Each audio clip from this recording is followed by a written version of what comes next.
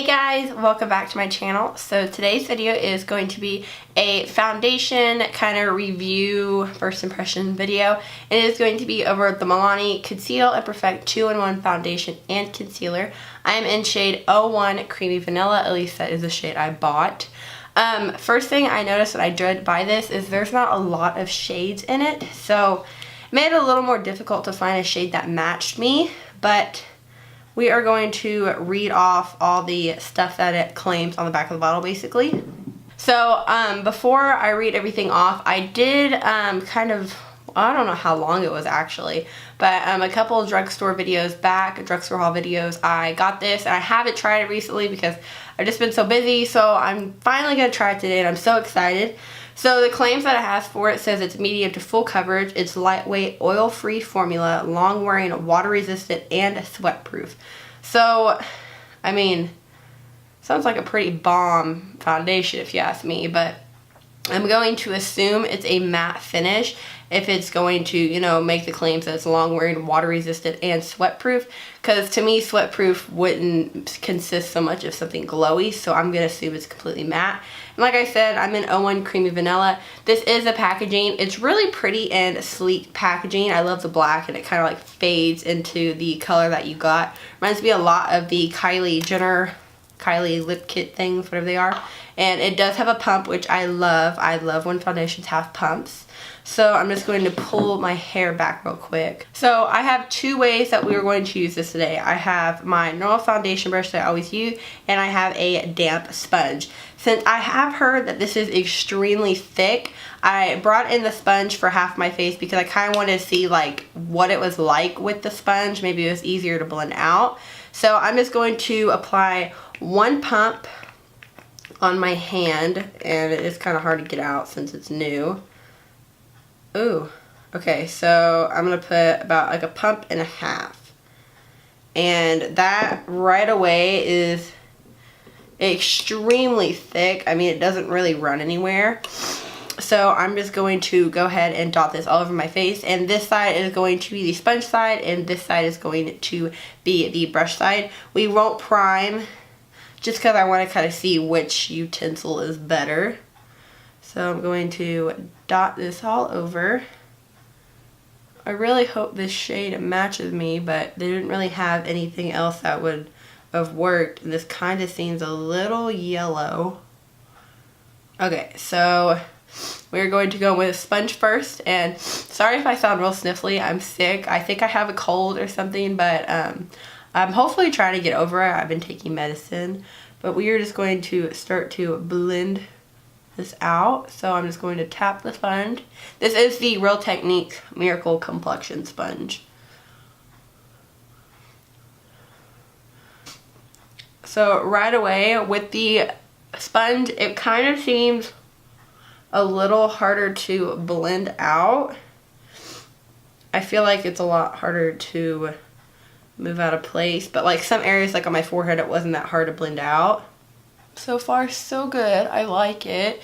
It definitely did give a matte finish, and right now this is definitely more of a medium coverage because I can still see some of my like acne scars and everything.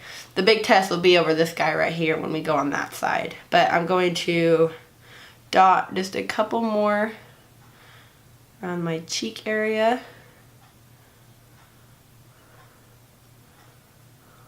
So after blending that out and applying just a small kind of second layer right around the problem areas, I have to say it is extremely full coverage on my skin. I mean, you can't see anything. And I like how it covered up my acne because I have a hard time sometimes finding foundations that will cover up my problem areas. I don't know why that's so hard for me, and my problem areas tend to get kind of like dry and patchy, so foundation will stick to them.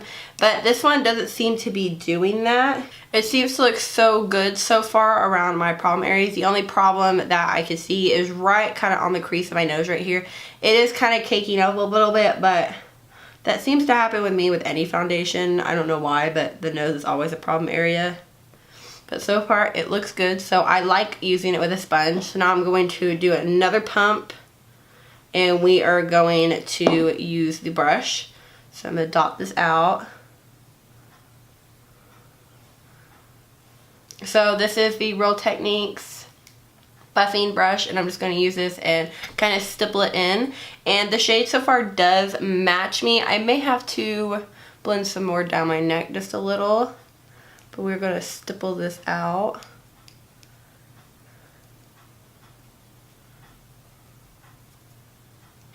So far stippling it out with a brush, it does seem a little easier. That way, you know, you're able to kind of pick up and dispense the product a lot quicker.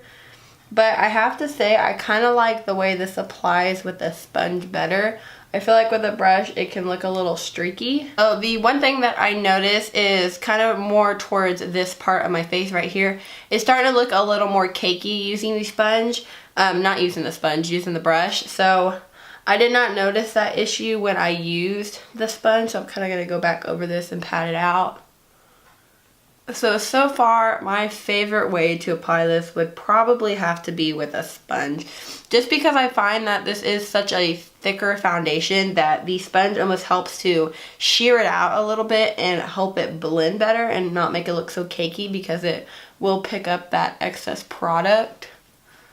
So far so good. I don't notice it sinking into my lines or any pores or anything like that. Like I said, I did notice just a small bit of the cakiness around my nose, but that's kind of normal because that happens with me all the time for some strange reason. But it looks pretty good so far. Now, what I kind of suggest with the concealer part, I wouldn't use this as concealer just because I kind of like, you know, like a lighter, brighter concealer, and this is a lot more kind of yellow tone, if you couldn't tell from the swatch.